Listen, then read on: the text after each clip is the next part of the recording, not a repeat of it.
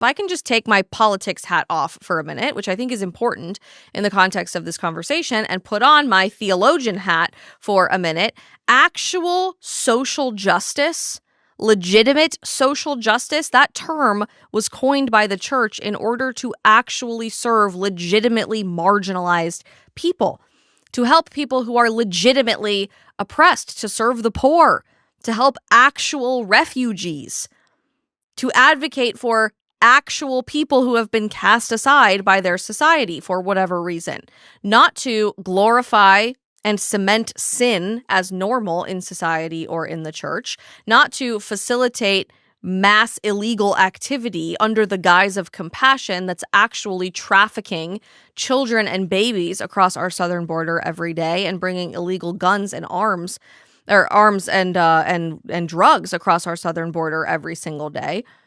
Not to make yourself feel better about yourself and compassion, allegedly, when you post a black square on your Instagram, but like actual legitimate social justice is a vehicle of the church to serve one another. Being welcoming to people who are actively living in lifestyles of sin, that is important for the church, because of course the church should be welcoming to anyone and everyone. We want anyone and everyone to come to church and be so radically transformed by the all-encompassing, consuming love of Christ that they say, nothing about me matters anymore. I want to be more of you, God. Less of me, more of you.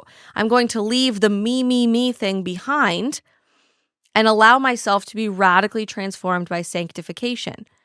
But this message that's often being purported, in many ways almost entirely being purported by female priests and pastors, is a sick, disgusting weaponization of legitimate empathy, of legitimate social justice, of legitimate calling for the following of Christ, of the truth of the gospel. Instead, it is all about me, and it is wrong.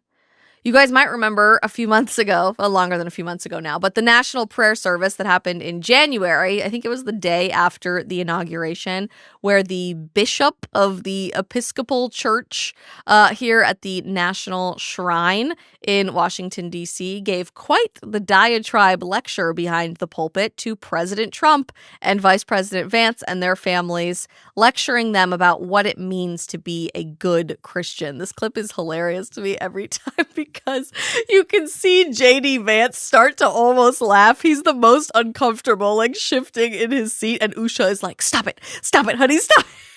But look at everybody's face in the process because it's priceless every single time. This, according to a woman bishop, first woman to hold the title, is apparently what it means to be a good Christian, if you recall from January. Let me make one final plea, Mr. President. Millions have put their trust in you. And as you told the nation yesterday, you have felt the providential hand of a loving God.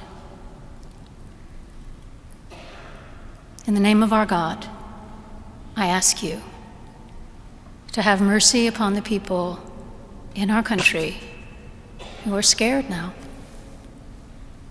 There are gay, lesbian, and transgender children in Democratic, Republican, and independent families, some who fear for their lives.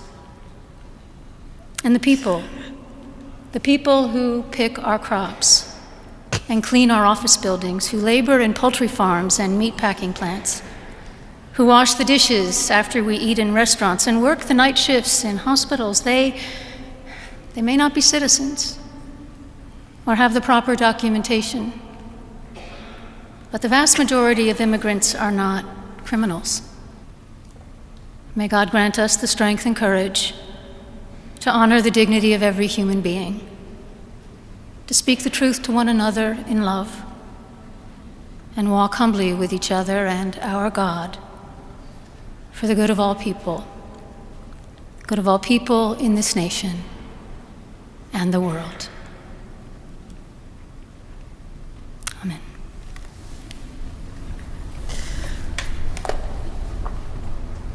Look at Everyone look around. I love this. The eye contact they make right there.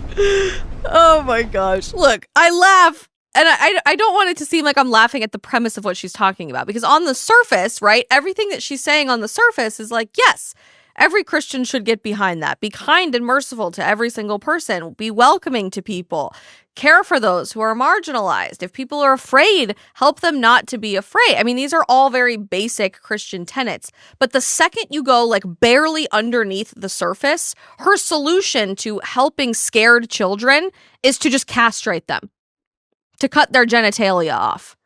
Her solution to dealing with immigrants, who, by the way, totally racist statement there. Clearly, it's immigrants that are working the poultry farms. They're working the chicken. They're cleaning up at restaurants. They're clearly doing these low, meaningless, denigrating jobs because white people in this country won't do them. Ridiculously racist to say that in and of itself.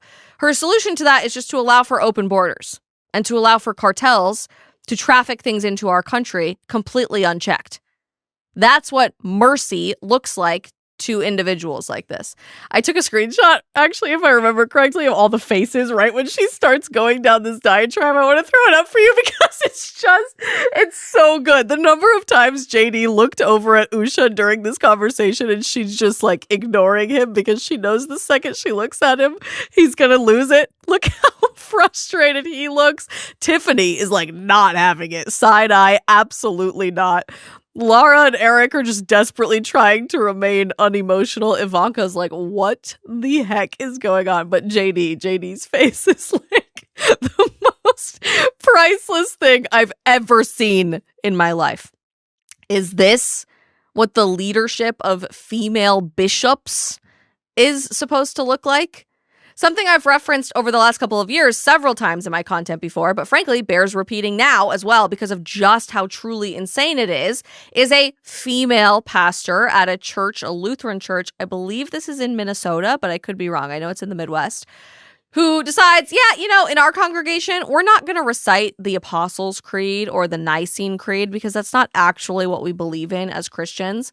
We're going to recite the Sparkle Creed. This is not AI. This video is from before the dawn of AI videos, at least as well as they're produced today. This is actually being recited at churches across America. And it's almost like blasphemous for me to play this for you, but I actually think it's important. So let's roll the Sparkle Creed. I invite you to rise in body or spirit, and let us confess our faith today in the words of the Sparkle Creed. I believe in the non-binary God, whose pronouns are plural. I believe in Jesus Christ, their child, who wore a fabulous tunic and had 2 dads, and saw everyone as a sibling child of God. I believe in the rainbow spirit, who shatters our image of one white light and refracts it into a rainbow of gorgeous diversity. I believe in the Church of Everyday Saints, as numerous, creative, and resilient as patches on the AIDS quilt, whose feet are grounded in mud, and whose eyes gaze at the stars in wonder. I believe in the calling to each of us that love is love is love. So, beloved, let us love.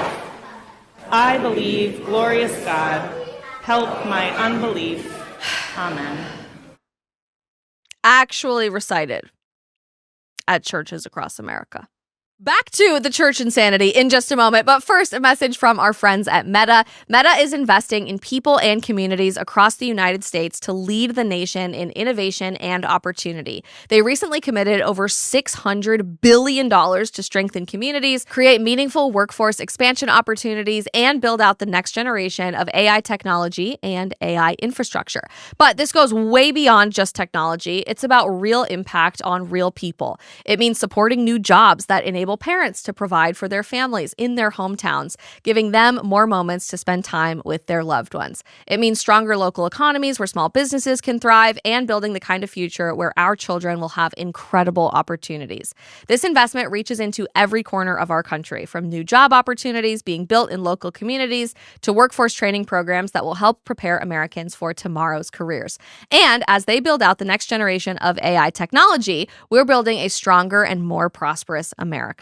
Because at the end of the day, American progress starts with people, with our families, and with communities welcoming new opportunities for the next generation. And that's exactly what Meta's $600 billion commitment represents, a belief in America's potential and an investment in our shared future. You guys can learn more about what Meta is doing at meta.com/buildingamerica.